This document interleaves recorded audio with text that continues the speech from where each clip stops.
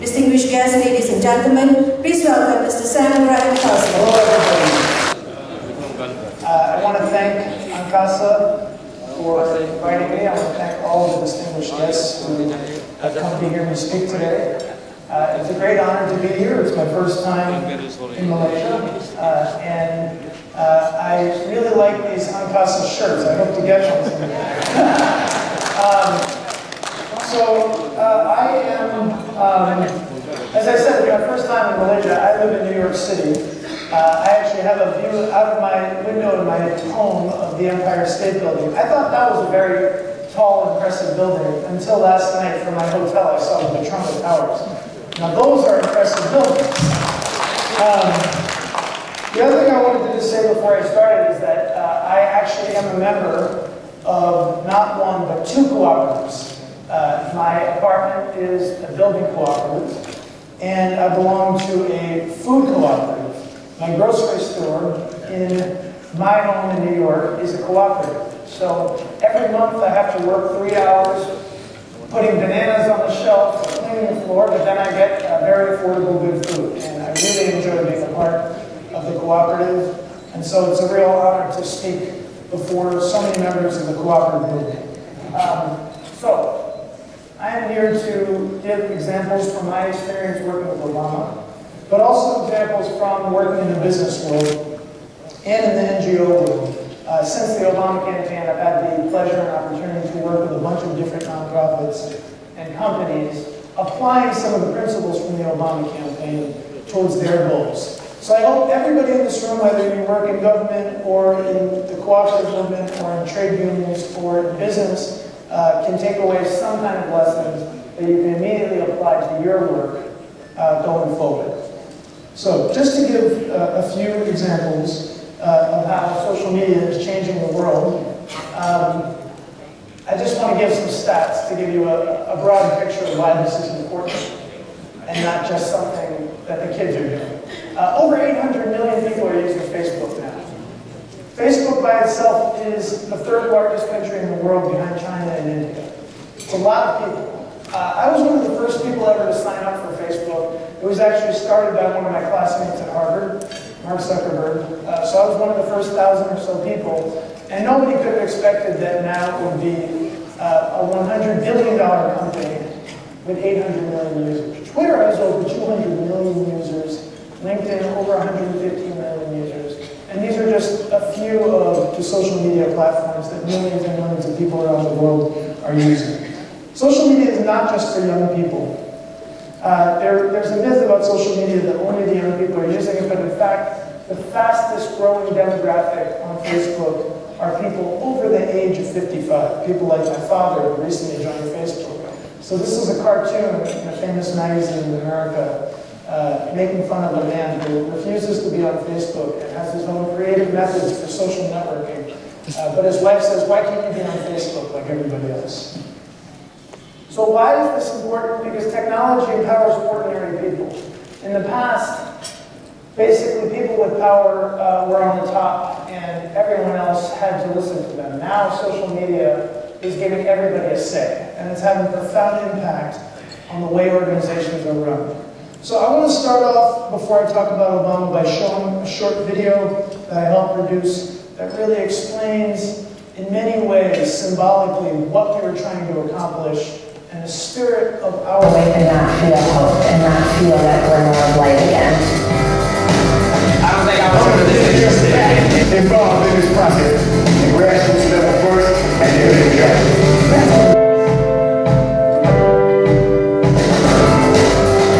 That's a pretty unusual video, right? Why is that? Who is missing from this video? Obama is nowhere in the video. That's very strange. To make a campaign video and never show the actual figure who's running for election. That's an unusual thing to do. Did we do it by accident? Well, no, that would have been a pretty big accident to forget to put Obama in the video. We actually did it on purpose. We did this because we wanted to demonstrate that this was not a campaign about one man. This was a movement of many people. That if we were going to win, it couldn't be simply saying, I like Obama. It had to be, I am a member of this movement. I am an owner of this movement. I am this movement. I am this campaign. So the campaign said over and over and over again, this campaign is not about Barack Obama, this campaign is about you. This is how we're able, ultimately, to win. So, I want to give a little bit more background on how this happened. What makes a movement? And of course, what role did the internet play? And before I give the details, I just want to rewind a little bit. Right now, this man is the most famous man in the whole world. He's the President of the United States. He has a lot of power, probably the most powerful man on earth. Only a few years ago, he was really not so powerful at all, really not so famous, almost unknown around the world, and not even very famous in the United States. He was a senator who had only been in the Senate for 2 years. He had a name that is very unusual in the United States, Barack Hussein Obama. In a country like this, the name Hussein is quite common, I'm sure. It's not common, but in Muslim countries, it's a common name.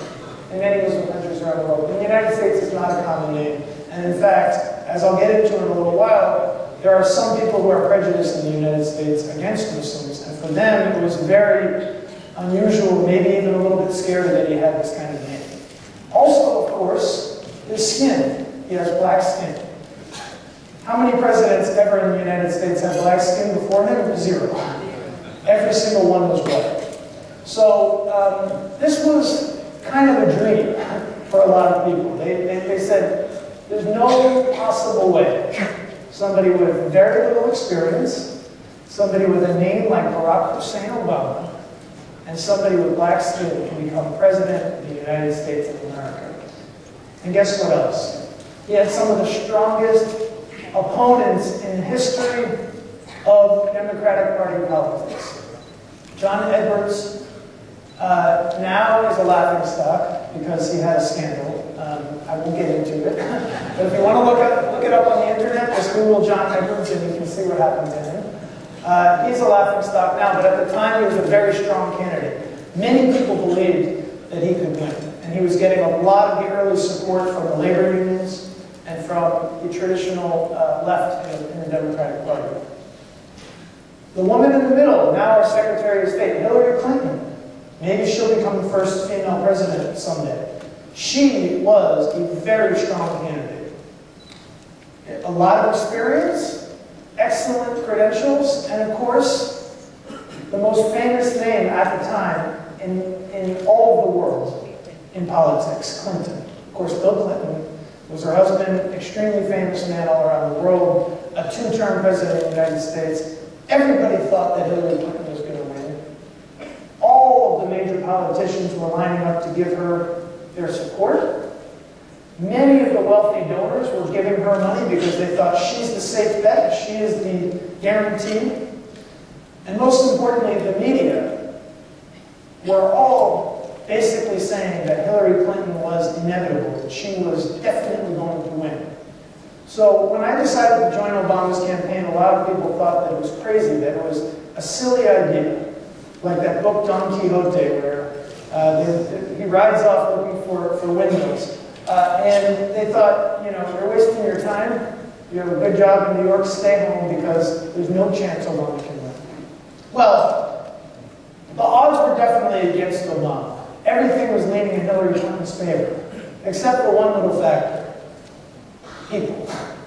A lot of people were showing up to Barack Obama's events. At one of his earliest events, one of the first events of the entire campaign was in Texas. Texas is where George W. Bush is from.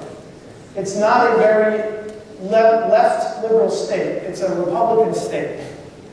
People there traditionally are not supposed to like people like Barack Obama. Guess what? 23,000 people showed up for Obama's first event in Texas. And there were so many people that the young people had to climb into trees just to get a look at Obama. So we knew that we had some kind of advantage. We had one thing going for us, the grassroots energy, the people. We knew that there was more excitement among the grassroots for Obama. Even if the leadership in the country, and even if the media in the country was supporting Hillary Clinton, the grassroots, the ordinary people were supporting Obama. We knew this.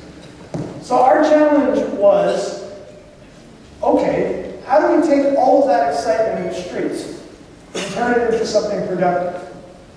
How do we win? It's not enough simply for people to be excited.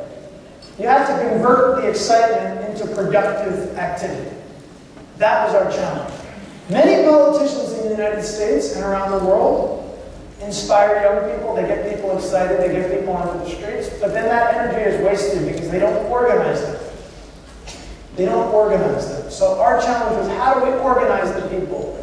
How do we win? We want to win. We don't want to waste that energy. One of the most important stories that we repeated over and over and over on the campaign was the story of how Obama came into politics. We told this story for a very specific reason. We wanted all the people who were excited about Obama to understand that it wasn't enough to be excited. They had to act like Obama. They had to become a version of Obama. And here's what. This is a photo of Obama when he was a young man. Obama's path to power was unusual. In the United States, most people who become president follow a similar path to power. They go to work on Wall Street and make a lot of money. Then they use their money to run for office. That's what Mitt Romney, Obama's opponent, is doing. Another path to power is you go to Washington, D.C., and you work your way up through the ladder of politics, and then eventually you make enough connections with powerful people that you become president. Obama did the opposite. Obama graduated from Harvard Law School. He was the president of the Harvard Law Review, the top law school in America. He could have had any job he wanted to in the country. He could have made a lot of money. He could have had a lot of power. But he decided to do something strange. He went to one of the poorest towns in America, the south side of Chicago, and he worked as a community organizer, working with poor people. And he told them, if you come together, even if you don't have power by yourselves, when you come together, you have a lot of power. That's what a community organizer is. They bring lots of people together. And in those numbers, they have strength. So he brought many poor people together, and they demanded that the landlord clean up the toxic chemicals that were inside of their apartment complex. They demanded that the mayor create more jobs for the people. That's how Obama came into politics, was working with real people, with ordinary people. It was an unusual path. So what we told our supporters is, we want you to imitate Obama. We want you to become a community organizer. What that means is, if you like Obama, it's not enough to simply say, I like Obama. You have to go into your community. You have to recruit your friends, your family, your neighbors. You have to become an organizer. You have to motivate them to get involved in the campaign. That's what we want you to do. There were a variety of principles that we used over and over again in order to inspire people to become involved in the campaign. One of the most important principles was authenticity. As the chief blogger on the Obama campaign, I decided from the very beginning, everything we put on the Obama campaign website has to feel authentic. It has to feel true and real. We're running a different kind of campaign. Many politicians' websites, TV commercials, billboards, they all say the same things, and people tune it out. Just like watching a television commercial, they turn down the volume and they don't listen anymore. We wanted to do something that felt different. Why? Because Obama was a different kind of candidate. This is a photo that I took in somebody's backyard of Obama sitting down, just looking like a regular person, having a barbecue, talking to people. This is what attracted so many people to Obama, is that he felt real, he felt authentic. When he spoke with an authenticity. He spoke to people not like they were children, but like they were adults. He gave people respect. And we wanted to show that we were not going to do something different on the website. Everything we did was going to have that spirit of authenticity that Obama had himself. So how did we do this? Well, first of all, we told a lot of stories, real stories, stories of ordinary people. We didn't want to use actors. We didn't want to use fancy graphics and things like that. Instead, we just told simple stories of regular people and how they came to the campaign. One of the early stories that I told on the website, I called a man who had donated to the campaign for the very first time in his life. And I asked him, why did you donate to Obama? And he said, I donated because my daughter is black, and she asked me one day, she said, Dad, what can I be when I grow up? And if you're a father or a mother, everybody wants to tell their child, you can be anything you want when you grow up. That's the dream of every parent, to tell their child you can be anything you want, at least in America. And he felt that he could not tell his child you can be anything you want, because in America, in the past, it had been impossible for a black person to become president. But when Obama was running for president, he felt that he could finally look his daughter in the eye and say, you can really be anything you want when you grow up. And that was a very powerful thing for him. So that's why he decided to donate to the campaign. And we were very moved by the story. We were touched by the story. So we posted it on the campaign blog. We posted it on the campaign website. We sent it out to the campaign's email list. And something very interesting happened. Every time we sent out a story like this, thousands of people said, I want to tell you my story too. Every time we had another story, thousands more people said, here's mine. Here's why I got involved in the campaign. Here's the story of my family. Here's the story of my struggles, but also my hopes for the future. It was a very powerful thing. Throughout the campaign, we collected hundreds of thousands of stories of ordinary people. And each one of them inspired somebody else to get involved, because they saw how many other people were inspired. In addition to these written stories, we created 2,000 YouTube videos. Many of them were documentary videos about ordinary supporters and why they got involved in the campaign. In fact, there were probably more videos about those ordinary people than there were about Obama himself. We created 5 times as many videos as the other campaigns, and overall, over 1 billion minutes of web video content were consumed throughout the campaign. That is an amazing amount of content consumed.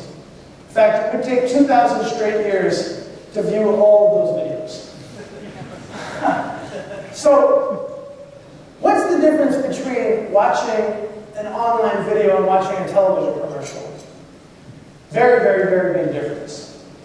Imagine you are watching American Idol, or maybe you have Malaysian Idol, something like that, your favorite television program.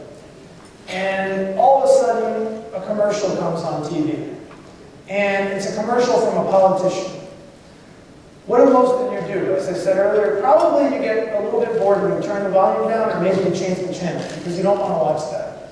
Because it's interrupting you from what you really want to watch, which is Malaysian Idol, right? The experience of a YouTube video is the exact opposite. Instead of being interrupted from what you want to do, which is watch the program, the way you view a web video is somebody you know and trust, a friend or a colleague, sends it to you over email or Facebook or Twitter, and they say, hey, this is a great video. You should watch this video. Check it out, right? Which one are you more willing to be open to? Which one is your heart more open to? A TV commercial that's interrupting you, or a video that a friend or somebody you care about and trust sent to you? The second one, right? So it's a very, very, very powerful method of communication, and the other thing is that it's free. YouTube is free. It doesn't cost anything to upload a YouTube video, and in fact, creating a video, now you can buy an HD video camera that fits in your hand for $100 US. It's very, very, very cheap, whereas TV commercials are extremely expensive.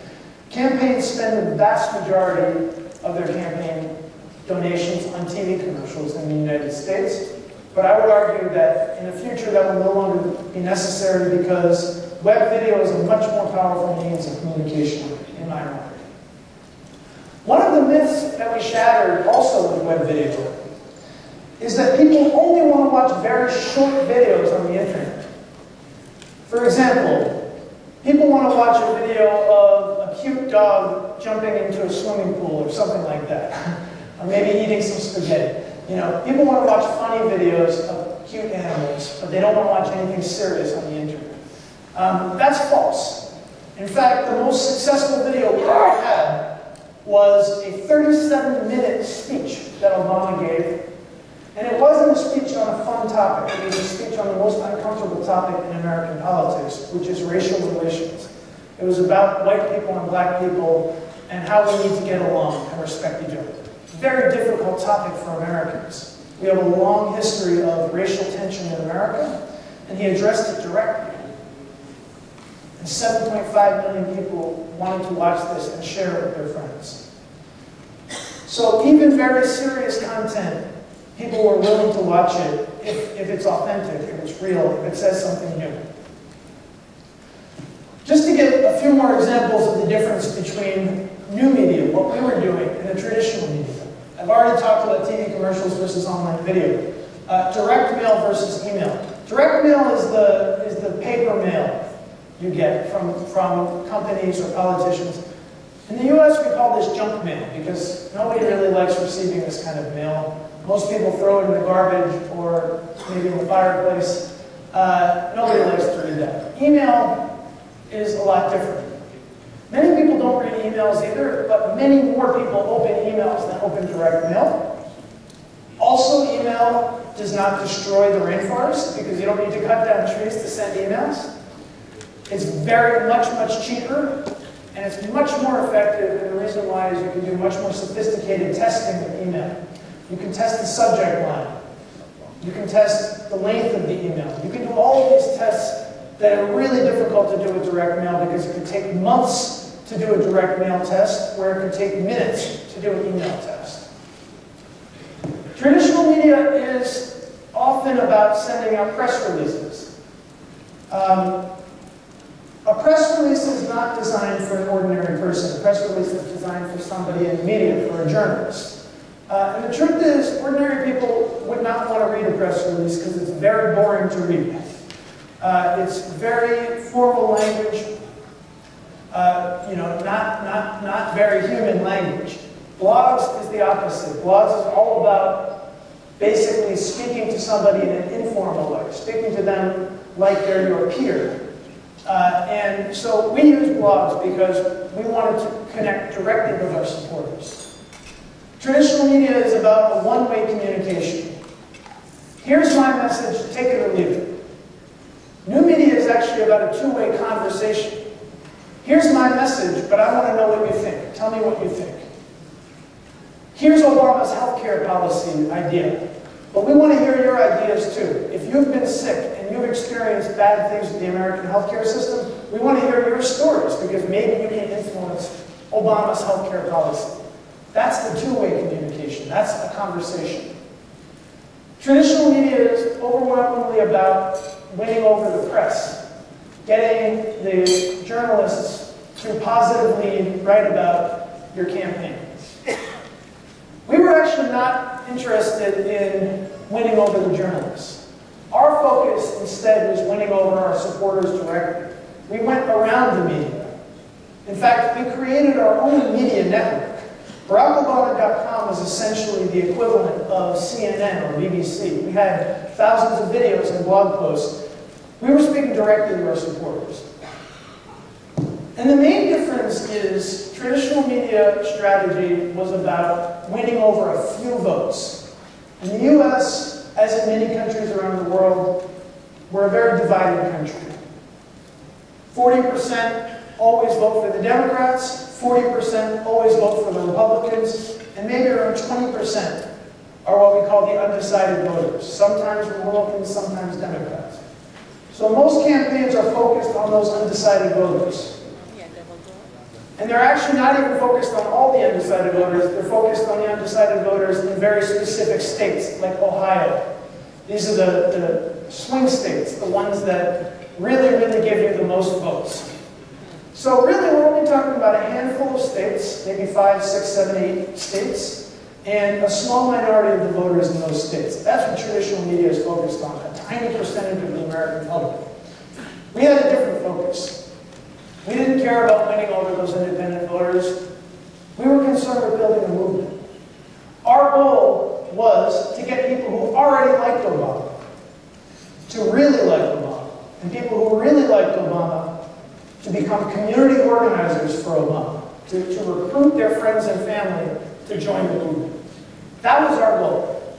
We wanted to get people to do the convincing of those independent voters face to face.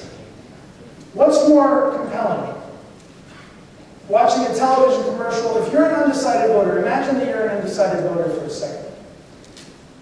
What is going to convince you more? Watching a television commercial about Barack Obama, or having your nephew or niece come to your door, speak to you in person, tell you why they have passion about Barack Obama? To me, I think the second one is always the most powerful. Human-to-human contact is the most powerful persuasion tool in the world. So we were interested in building a movement so that the people would speak directly to the people. Another principle that we used was that we made all of our content as personal as possible. We knew that the people who liked Obama were different kinds of people. There wasn't one type of Obama supporter. There were many, many different types of Obama supporters. And one of the great things about the internet is you have an opportunity to reach all of these different micro-targets. On television, it's very difficult to establish exactly who is watching your TV commercial, so usually you have 1 or 2 commercials that all the public sees. On the internet, you can make things much more personal. So we created a website, women.barackobama.com. We created websites for ethnic groups like latinos.barackobama.com, South Asian Pacific Islanders.barackobama.com, African Americans.barackobama.com. We created websites for people of all different faiths. Muslims.barackobama.com, Christians.barackobama.com, Jews.barackobama.com. We created websites for every different state. We have 50 states in America and 3 territories, including Guam. We created even Guam.barackobama.com. We created Ohio.barackobama.com. For example, if you lived in Ohio, you would go to ohio.barackobama.com and we would have stories that are relevant to your region. In Ohio, it's where many of the factories in the U.S. are. And so we would talk mostly about Obama's policy on factories, because that's what matters to the voters in that area. They don't care so much about the environment, but maybe voters in Hawaii, we would give them information about the environment, because Hawaii is much more concerned with the environment. Content really is the glue that holds a campaign together. You cannot create a movement from scratch. You cannot get people excited about a campaign without telling stories, without having really compelling content.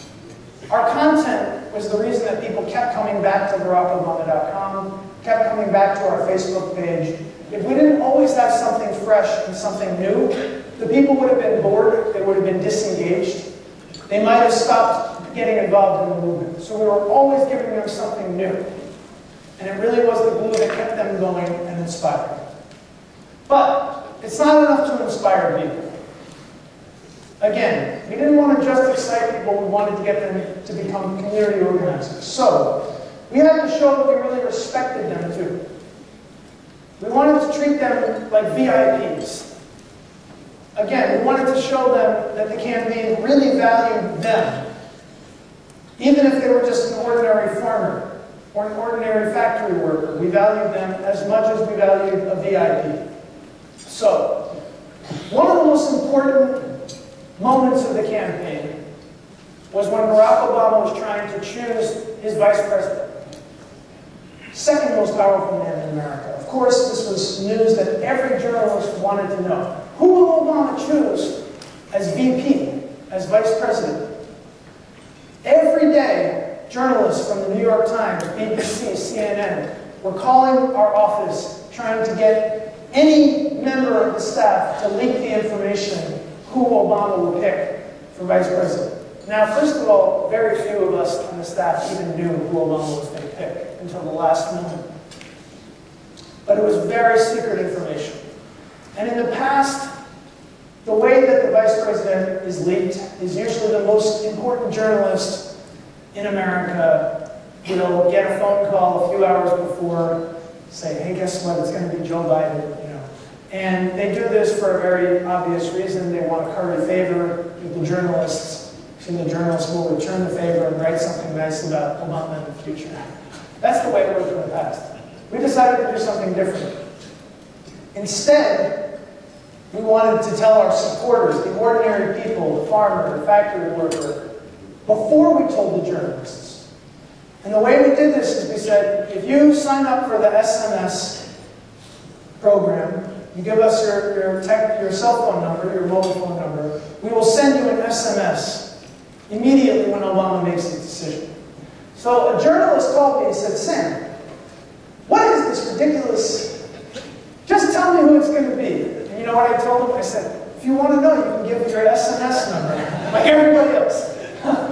So that made him very angry. But here's the SMS we sent out in the middle of the night to our supporters when Obama made his decision to choose Joe Biden as vice president.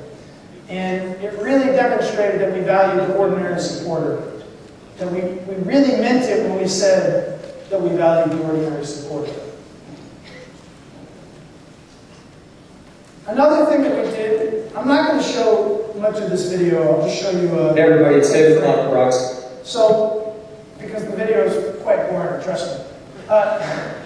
This is David Plouffe, who is now senior advisor in the White House, one of the top advisors for Obama. On the campaign, he was the campaign manager for Barack Obama. He was the most important person on the campaign behind Obama and, of course, Joe Biden. And yet he never spoke to the press. He believed in discipline. He thought it would be distracting if he spoke to the media. So he was very, very quiet. And the press was very frustrated because they said, why do you always say no every time we ask you for an interview? Please just give us an interview. And then he started doing something interesting.